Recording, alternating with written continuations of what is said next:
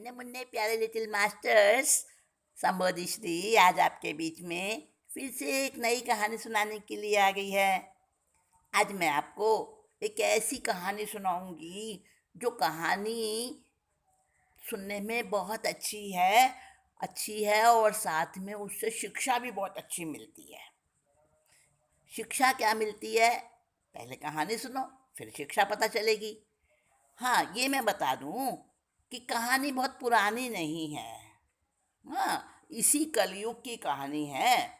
बहुत कोई पहले के समय की नहीं है। हाँ जी, पहले के समय के लोग बड़े अच्छे होते थे, बड़ा धर्म ध्यान करते थे, बहुत अच्छी उनकी बातें हुआ करती थी।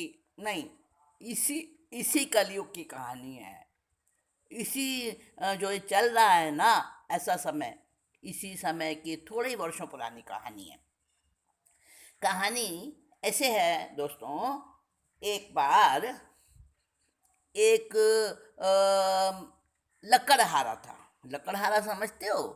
जो लकड़ियाँ काटता है जंगल में जाकर और फिर लकड़ियाँ बेचता है, और उसके बेचने से जो पैसे मिलते हैं उससे ही अपना रोटी वगैरह सामान लाकर खाना बनाता है और अपना पेट पालन करता है। परिवार भी अपना ऐसे ही पालन करता है वो। तो वो लकड़हारा, क्योंकि उसको दूसरा कुछ काम आता नहीं था, पढ़ा लिखा था नहीं, तो वो लकड़हारा जो था ना, लकड़ियाँ काटता था और बाजार में बेचता था। एक बार वो जा रहा था लकड़ी काटने के लिए, कुल्हाड़ी उसके हाथ में थी, और उसने देखा एक कोई ज्ञानी गुरु हैं, सन्यासी हैं, और वो ना क्या है, उपदेश दे रहे हैं, कोई प्रवचन सुना रहे हैं। तो वो भी बैठ गया, काफ़ी लोग बैठे थे, वो भी बैठ गया। तो उसने सुना, सन्यासी कह रहे थे कि किसी जीव को सताना, किसी जीव को मारना, दुख देना, ये पाप होता है, और हर पाप का हमको भी फल भोगना पड़ता है, दुख मिलता है उसके बदले में। हमें भी दुख मिलता है, हम किसी को दुख देते हैं तो दुख मिलता है, और सुख देते हैं तो सुख मिलता है। उसको ये बात तो ठीक लगी। हाँ ठीक है। तो उसने जब वो प्रवचन पूरा हो गया तो वो उन सन्यासी के पास गया, साधु जी के पास गया, उनके चरणों में नमस्कार किया और कहा, महाराज आपकी बात मुझे बहुत अच्छी लगी।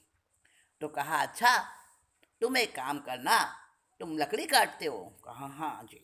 तो कहा, देखो हरे भरे पेड़ मत काटना, आज से नियम कर लो, हरे भरे पेड़ मत काटना, क्योंकि वो जिंदा होते हैं हमारे जैसे, है ना, तो उनको हरे पेड़ों को मत काटना। उसने कहा ठीक है, सूखे पेड़ बहुत मिल जाते हैं, मैं सूखे ही पेड़ काटूंगा, हरे नहीं काटूंगा, इसमें कौन सी बड़ी बात है। तो कहा, ये अगर तुम करोगे तो तुम्हें बहुत पुण्य मिलेगा और बहुत जीवों की रक्षा करने का तुमको एक अच्छा संयोग मिल जाएगा। उसने कहा ठीक है गुरुजी, नियम करा दो, मैं आज से गीले पेड़, हरे पेड़ नहीं काटूंगा। उसने नियम ले लिया। बहुत दिनों तक उसका वो नियम चलता रहा। अब एक बार क्या हुआ कि 6-7 दिनों तक लगातार बारिश होती रही। अब वो पेड़ काटने उसे तो रोज ही जाना पड़ता, पेड़ काटता, लकड़ी काटता और वो बेचता, तभी तो उसके घर में खाना बनता। तो अब उसको तो नियम था कि वो गीले पेड़ हरे पेड़ नहीं काटेगा, गीली लकड़ी नहीं काटेगा, तो नहीं काटने को मिला उसको। अब उसने सोचा, क्या करूं, कई दिन से घर में खाना नहीं बना, भूख भी लगी है। अब नियम तो ले लिया था, इतने दिन पालन भी किया, अब मैं क्या करूं। तो पर जब भी वो काटने जाता, उसको याद आ जाता, नहीं नहीं, ये भी जिंदा है मेरे जैसे, अगर कोई मेरे कुल्हाड़ी मारे तो मेरे कितनी चोट लगेगी, कितना दर्द होगा। और नहीं काटा उसने, हरा पेड़, गीला गीली लकड़ी उसने नहीं काटी, मजबूत रहा आपने उस नियम के ऊपर। तो क्या हुआ, उसी समय क्या हुआ कि वो जो वहाँ पर एक छोटा सा मंदिर बना हुआ था ना जंगल के अंदर, वहाँ से आवाज़ आई, कि देखो वो सामने वाला पेड़ काटो, उससे पलंग बनाओ, उसकी लकड़ी से पलंग बनाओ, और उस पलंग को 1 लाख रुपए में ही बेचना, उससे कम में मत बेचना। उसके 4 पायों के ऊपर 4 पुतलियां भी बनाना, तुम ही बनाना अपने हाथ से, और 1 लाख रुपए से कम में मत बेचना उस पलंग को। कहा 1 लाख में कौन खरीदेगा? तो कहा नहीं नहीं, खरीद लेगा कोई ना कोई। तुम पॉजिटिव रखो अपने मन में, थिंकिंग, पॉजिटिव थिंकिंग रखो, कोई ना कोई जरूर खरीदेगा और तुम्हारा इसमें बहुत भला होगा। तो उसने सोचा कोई देवता बोल रहा है, दिख तो नहीं रहा कोई बोलने वाला, जरूर कोई ना कोई इसमें अच्छी बात होगी। तो उसने सामने देखा तो वो पेड़ जो गीला गीला दिख रहा था ना, वो अभी एकदम सूख गया, गीला नहीं था। तो उसने उस पेड़ को, उस लकड़ी को काटा। काटने के बाद उसने जो है, कभी पहले पलंग नहीं बनाया था, वो तो लकड़हारा था, कोई कलाकार तो था नहीं, लेकिन अब देवता की उसको ये देवता ने कहा था तो पलंग बनाना था। अब वो बैठ गया बनाने के लिए देवता का नाम लेकर, और उसको अपने याद करते हुए देवता को, और पलंग बनाने लगा। उससे पलंग बन गया, पलंग बनाया, 4 पुतलियां बनाई 4 पायों के ऊपर, वैसा ही वैसा बन गया, वो देवता ही बनवा रहा था उससे। हाँ, तो एकलव्य का पता है ना, एकलव्य के गुरु कौन थे? द्रोणाचार्य ने मना कर दिया था सिखाने को, पर एकलव्य ने द्रोणाचार्य की मूर्ति बनाई और मूर्ति से ही सीख लिया सब कुछ। तो जब अंदर में अच्छी भावना होती है ना, तो खुद से ही सब कुछ आ जाता है। तो उसको भी आ गया पलंग बनाना, और उसने पलंग बना दिया।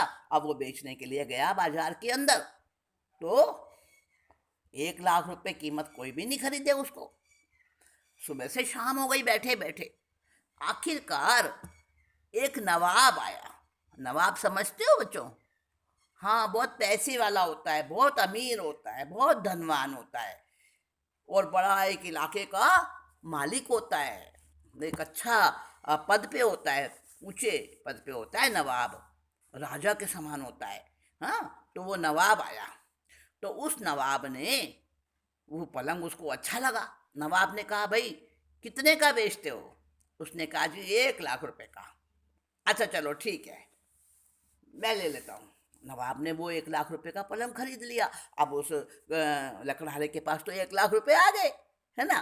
वो बड़ा खुश हुआ, और उसने देवता को बहुत बहुत धन्यवाद दिया, देवता को याद किया, और अपने घर खाना वाना बनाया, सब कुछ किया। चलो अब उधर पलंग की बात करते हैं आगे। नवाब ने पलंग खरीद लिया। अब नवाब ने क्या किया, उसको अपने बेडरूम में रख लिया, और सोचा इस पलंग में जरूर कोई ना कोई ऐसा सीक्रेट है जो ये 1 लाख रुपए में बेचा है इसने।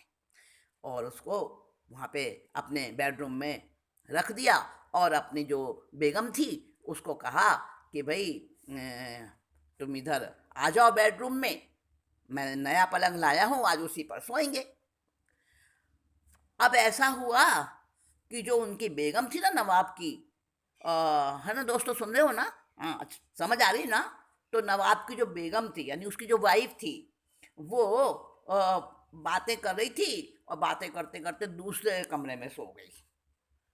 ठीक है। अब जो नवाब की जो बेटी थी, वो जो आज ही अपने ससुराल से आई थी अपने मम्मी पापा के घर, तो वो उस कमरे में गई, बेडरूम में पलंग देखने गई, और उसके ऊपर ही चादर ओढ़ के सो गई, पूरा ढक लिया, चादर ओढ़ के सो गई। होता है कभी कभी ऐसा, पता नहीं होता, इंसान ऐसे कर लेता है। तो चादर ओढ़ के सो गई।